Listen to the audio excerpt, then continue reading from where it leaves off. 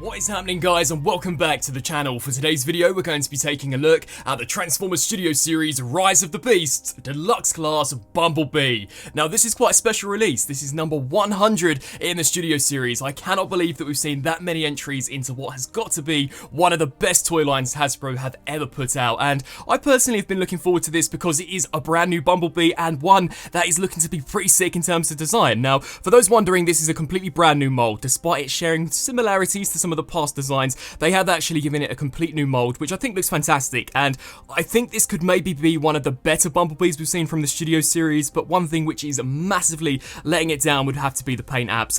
We may as well get stuck into it. So here we have the head sculpt, which has been sculpted so nicely. It does look really cool, but the paint is just so bad. It actually looks like that simple changer that was leaked a few months back. I mean, there's just no metallic silver on this at all besides the mouthpiece, and I think had they even just added a tiny bit of silver around the eyes, it just would have looked so much better. And it's quite a shame to see no Autobot logo. Now, for those wondering, you can't actually swap this out with the version that came with Off-Road Bumblebee, just as that does have an additional neck adapter, so it's going to be slightly off. And I did actually try and remove this, and it just didn't want to budge, so I don't want to break it. But as we come around to the back, sculpted really nicely. And one thing which I've noticed across the board for some of these Rise of the Beast figures is that they're built so well. The joints are fantastic, the plastic is very thick and dense, and to be fair, there's actually not that many hollow spaces for a mainline figure. We get a little bit of waffling here in the back of the arms, but that is literally it. Now, as we take a look here at the neck, as you guys can see, decent detail. I love the chest design. I mean, I know it's similar to the original 1977 Camaro design, but looking really cool. And this is actually how we see Bumblebee towards the end of the 2018 movie. So for those who wanted that version of the character, you could also use this as a stand-in.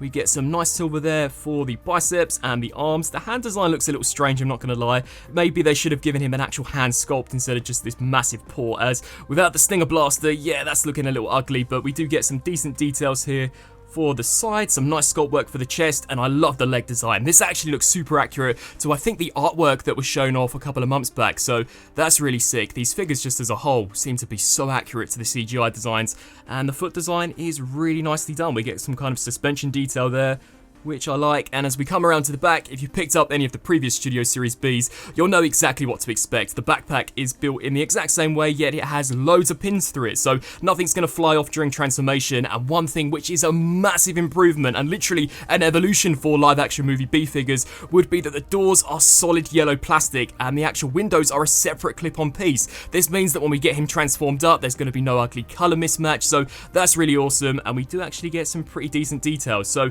really like the way this Bumblebee looks. It's just such a shame about that head as far as the paint goes. Now, articulation wise, it can look up and down as well as look left to right. We do get some very stiff ball joints going outwards as well as moving forwards and backwards. Bicep rotation, 90-degree bend there at the elbow. Sadly, nothing out of the wrist, but we do get a proper uncompromised waist joint, which I thought was sick. Like the ball joints here out of the hip so they can kick forwards that far, back to that far, out to the side. Nice rotation at the thigh, a little past 90, only on a single pin joint here at the knee, and some really nice metallic silver here for that joint. Like the way that looks. And then finally we come to the feet. Now, we do get an ankle pivot. It can rock forwards and backwards, and we also get a swivel due to transformation, but sadly I think this is one of the only SS Bumblebees to not have the foot being able to pivot downwards, and I love getting my Bs in kind of mid-air poses, so that's a little bit of a shame. But overall, a very solid figure. I mean, nothing on this thing is loose and it feels really durable. Now, in terms of accessories, we actually get quite a few. So we do get the Stinger Blaster, which again we saw him use in the 2018 movie. Now, this for some bizarre reason has been completely cast in yellow plastic, yet painted over in gunmetal. Surely it would have made more sense to have used this shade of plastic and then used the budget for the paint apps and actually given it to the head of the figure. Not too sure what went on there, but nice sculpt work. It does simply just encase over the hand, so you can have him transforming it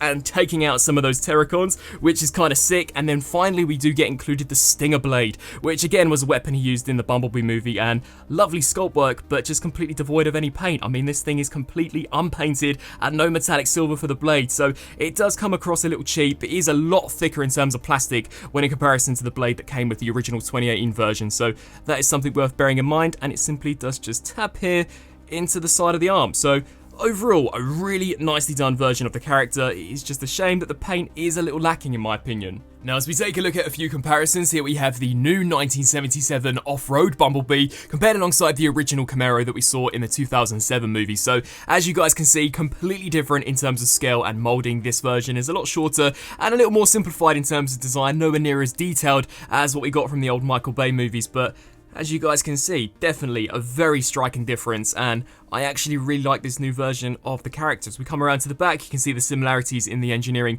of the backpack and the door wings, but the legs have gone through a complete redesign, so I thought that was quite an interesting one to compare. And here we have him alongside the Cybertronian B127, which has a much better painted face. This thing looks fantastic, and had they done the same to this, I think it would have been a near 10 out of 10 Bumblebee, but there's that comparison. Here he is alongside the original off-road Jeep Bumblebee, Bumblebee movie RC, the Bumblebee movie Optimus Prime, and I think the scale here is near enough spot on. Towards the end of the 2018 movie, we actually do see these two paired alongside one another, and yeah, this is looking to be pretty accurate. Cannot wait to see these guys back on the big screen. That is just going to be so sick, but looking really awesome. And finally, here he is alongside the Rise of the Beasts Battle Trap. Now for transformation, actually quite straightforward, so make sure that head is smack bang in the center. We can then take these chest pieces and ratchet those sections down. Personally, I like to come here to the legs, so what's going to happen here is we're going to take these panels and just pull those outwards, and again, look at the internal detail, which you won't even see in vehicle mode. I really like that touch. We can now take the feet, rotate those around, and then what will happen is that this section is just going to click upwards. We can then take this double hinge joint and just collapse this here in upon itself, and then this section will just snap into place. Do the same here for this side.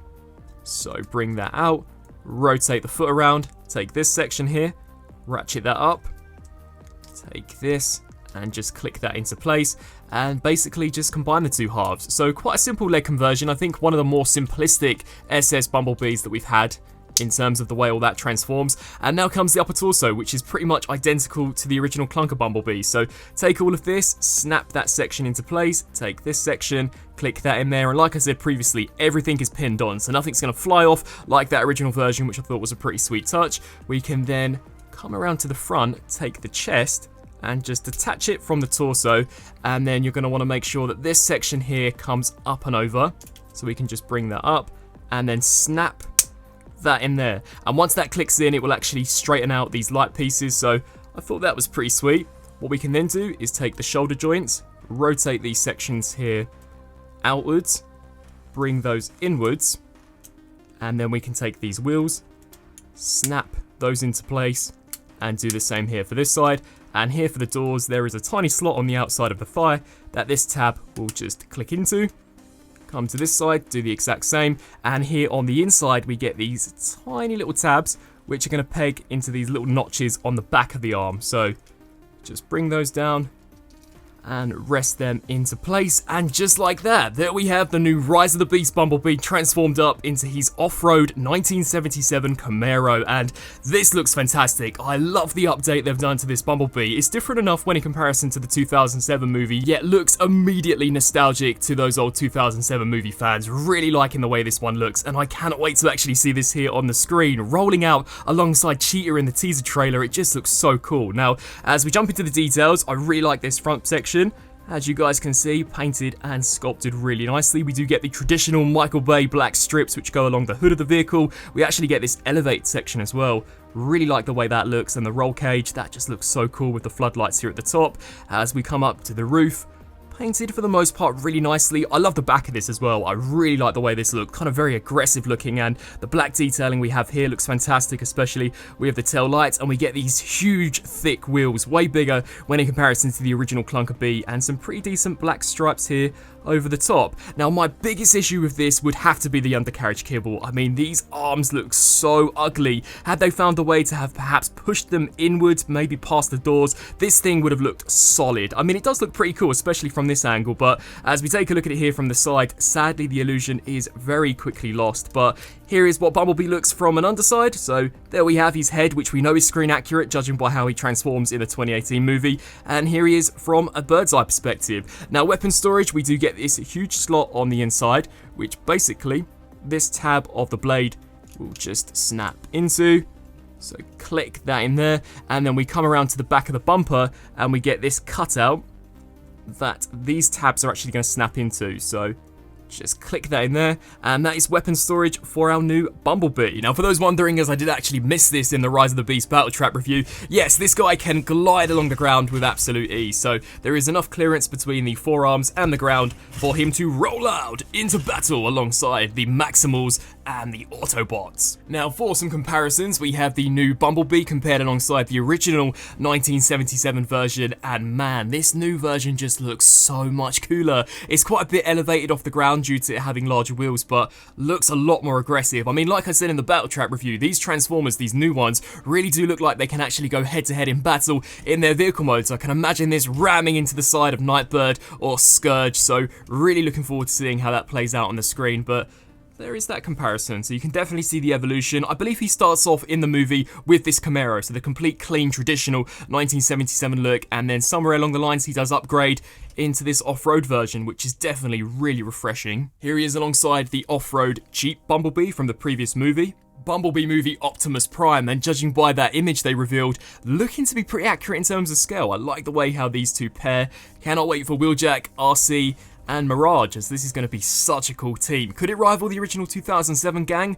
I guess we'll have to wait and see. And finally, here we have him next to the Rise of the Beasts Battle Trap, just so you guys can see how these new figures pair next to each other. And yes, this guy can roll along the ground. I know there are a few of you out there that were wondering if the toes would actually pass, but yeah, they do. So he can also roll out with the other Terracons. And wrapping up on this review for the new Rise of the Beasts Bumblebee, overall I really like it. I know there's been so many Bumblebees released previously, but to be fair, it's not really Hasbro's fault. Bumblebee is a very popular character. They do create a lot of character designs for the movies, so they had to give us this version as it is new, and I think it's a really nicely done mold. Definitely one of the better Bumblebees I think we've seen from the studio series build quality wise, and the only thing which sadly lets it down would have to be the paint apps. I think the head doesn't look the best due to it not being painted, but the sculpt is definitely there, so we'll no doubt see a buzzworthy Bumblebee repaint in the future. In terms of the actual design, I really like the way it looks. It does have cues from the Michael Bay movies, but then is also a mix of the 2018 design, which I think works out to be pretty nice. I like the accessories. The blaster and the arm blade are really cool, but again,